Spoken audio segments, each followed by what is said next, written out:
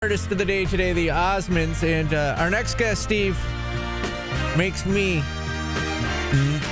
not the only San Diego Padres fan in Central New York. Yeah, let's get right to it. As we're pleased to be joined right now by Mason Kohn, face-off specialist for the SU men's lacrosse team. Mason, first of all, welcome to the show. We're pleased to have you. We are fascinated by your background. I'm sure you heard us chatting during the break here. You are from San Diego. My good friend Paulie Sibilia here lived in San Diego for quite some time. He's a huge Padres fan. So I guess let's start there. How does a kid from San Diego pick up lacrosse? And from what I understand, you were also a pretty good hockey player as well. How'd you pick up those two sports out west? Yeah, so just some family influences. My dad is from Tucson, Arizona, and he went out east to go to school, and his roommate was a hockey player, so he kind of caught the bug out there. And then when he moved back home to Tucson, he ended up getting a job in San Diego and started playing roller hockey and men's league hockey out there, and he would bring me to the rink pretty much all the time when I was a kid, and I started pretty late. I eventually just begged him until I could play, and that was when I was like 10 years old. And then I think lacrosse was kind of the same way. I played baseball, like most kids do out there until I was about 12, and then my stepdad actually played lacrosse in college, and then kind of begged both of them to let me play lacrosse again, or same like hockey, and then ended up starting to play. And lacrosse I played more on and off. I took a bunch of years off during high school, but yeah, that's how I got into it. How popular is lacrosse out there in San Diego now? I mean, Paulie was saying, when you moved 30 years ago, yeah, right? 86, 87-ish. Yeah. And he said lacrosse wasn't even a thing out there 30 years ago. How popular is it now? And is it, are you starting to see that it's gaining popularity and more schools are playing it out there? Yeah, definitely. I think it's really popular. When I was in high school, it was probably our best sport at Torrey Pines in terms of team sports. I think San Diego's a real lacrosse hotbed now. There's some big tournaments, showcases out there. Every high school I know that I can think of has a team. And I'm involved with the youth lacrosse when I go back home in the summers, and it's only grown even since I was a kid. So it's definitely really popular and big, and something that I think it's not even weird to say you play anymore. Like, there's a lot of kids. It's very mainstream out in San Diego now. All right. So what drew you to the East Coast? I know that you started Tufts for several years. How'd you learn about Tufts, and tell us the story about how you ended up there.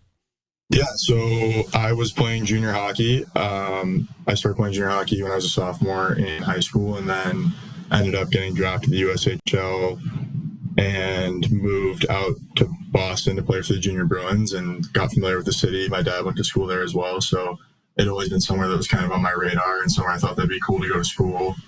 My senior year, I ended up playing in Texas, playing junior hockey down in Texas, and a couple months into the season, I was talking to some Division I schools, and they were wanting me to come in as a 21-year-old freshman, and my family wasn't super comfortable with that. I wasn't super comfortable with that. So when Tufts reached out and wanted me to come in as a true freshman to play hockey, I kind of jumped all over it.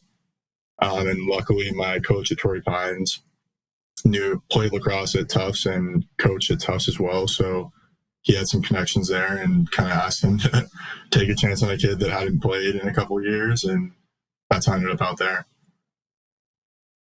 So what is your better sport then? If you don't, I assume lacrosse was your better sport. It sounds like you were a great hockey player too, though. Yeah, I'm definitely, I think, more naturally talented and just overall better at lacrosse. I tried very hard at hockey and took it really seriously. And obviously I kind of ended up where I did. So lacrosse, I didn't play for a couple of years and picked it up my junior year in college, and fortunate enough to be here now. So I think I have a little bit more of a natural knack for lacrosse. So what makes a really good face-off guy? Because, that was how you were billed coming here, that there's this face-off specialist from Tufts that's going to come here and solve all the problems at the X for Syracuse. And we know, face-offs have been an issue for this program the last several years, and you've come here and you've been every bit as good as advertised. What makes a really good face-off guy so good at his craft? Yeah, I guess there's three pieces I think about. One is just physically trying to be strong. Obviously, it's kind of like a wrestling match at the X, and so you want to be strong and have good reflexes and be able to react to a whistle quickly. And then I guess it's a pretty mentally challenging position. Like it's probably the only position outside of goalie where you see exactly how many you win and you lose. If you're playing attack or defense, like you can have a bad game and maybe it doesn't show up on the score sheet as much. But for faceoffs, like every single time you go out there, you see whether or not you won or lost, and it kind of can take or give energy to your team. So trying to be mentally consistent and even is a huge part of it. It's something I've learned a lot about at Tufts.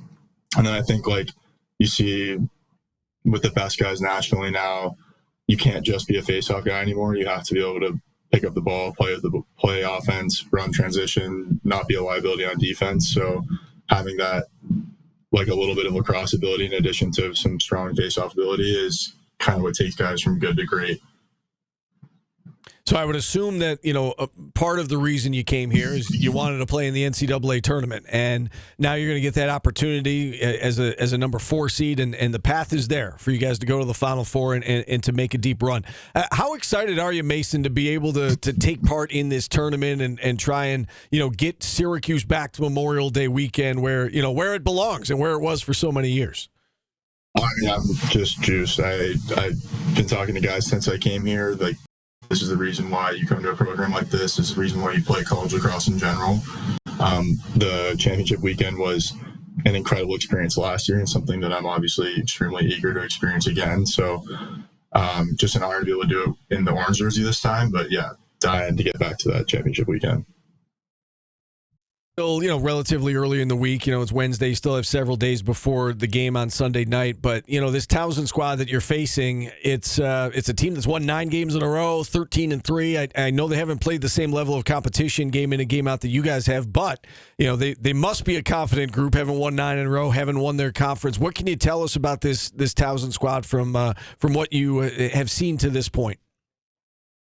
Yeah, no, I've heard a lot of good things about them. I've heard they're hot. Like you said, they've won a lot of games in a row, and they're a competitive, skilled team. So I'm sure that's what we're going to get when we play them. But that's what you're looking for and what you want to get in the tournament. I think all 16 teams that make the tournament are capable, qualified, and, very good lacrosse teams. And we don't want to shy away from competition. So all year we've played the best, and it's nothing new now. We just want to focus on us, be the best version of ourselves, and not underestimate anybody. We definitely respect Towson a lot, but we're excited to take it to them on Sunday. You alluded to, the success that you had at Tufts, both personally and as a team. Do you see some of those qualities in this team, Mason, that, do you feel like you can go on a deep run? And if so, why? What are those qualities that you need this time of year to go on a championship type run? Yeah, I think you just can't really have any holes, and we don't have any holes in this team, which is great. We're solid from our goaltending to our attack. When we're playing as well as we can play and beat anybody, play with and beat anybody. So that's a key part of this year, like of this time of year, is just making sure you don't have any liabilities in your team. And we definitely don't have that. And I think that's something we definitely didn't have at Tufts. We're a team that plays really fast and can kind of turn on and pour it on teams, which is similar to our team at Tufts. Like we always played really fast in transition, and we go on big runs and things like that. And we definitely have the capability here. So if we're up 5, it can turn into 10 really quick. If we're down 5, it can be a tie game really quick. And I think that's something you definitely need also in playoffs, where teams, you're playing very good teams who are going to go on runs. It's a very emotional game, and knowing that you have the ability to score a couple quick or get a couple stops or whatever it may be, helps teams be more emotionally steady when the games get tough, whether you're down or whether you're up or it's a tie game. You can just have that faith and stay even keel, which is so important in playoffs. And along those lines, Mason, I would imagine that the schedule that you've played has helped get you ready, mentally and physically for what lies ahead. 7 games this year against top 10 opponents. You've got 3 wins over top 5 opponents, which hasn't been done by a Syracuse program since 2015. How much does that matter to play anybody and everybody, so that this time of year, you're not going to be surprised by anything, I would imagine, having already played the likes of Notre Dame and Duke and Virginia and Hopkins, you've played all the best teams in the country. Yeah, no, it's huge, both from the mental side and also just from getting better as a team. I think you hear a lot of coaches and players talk about lacrosse, Division I lacrosse being a race to improve, and the teams are going to get better all season, even through May, are the teams that are going to end up winning the national championship or competing for the national championship. And so obviously I was super excited to come to a team that had a schedule as stacked as ours, and knowing we would be tested early and often and throughout the whole season was something that's really important. But I think mentally it's just as important. We haven't shied away from anybody. We haven't not been able to schedule anybody. Every team that's ranked, or somewhere, and we played teams up and down the rankings and all throughout the top 20. So I don't think anyone's thinking we're going to see anything we haven't seen before or anything we can't handle, which is super important at this time of year. All right, it all gets underway Sunday night inside the Dome. Syracuse and Towson. The winner moves on to the national quarterfinals in Towson, Maryland, for a spot in the Final Four on the line. Mason, thanks so much for coming on. It was a pleasure chatting with you. Continued success to you and your teammates, and hopefully we can talk again soon. Yeah, of course. Thanks for having me. Pleasure speaking with you guys. All right, Mason Kohn joining us here on the program, and with that, we'll hit a timeout. Phone lines open for one segment here with the worst song bracket, and then we'll jump back into our interviews at 1 o'clock with Chris Yastrzemski. There's one Sweet 16 matchup set, Steve. That's right. We move on to set another. Can't wait to hear the results. Only 3 years left.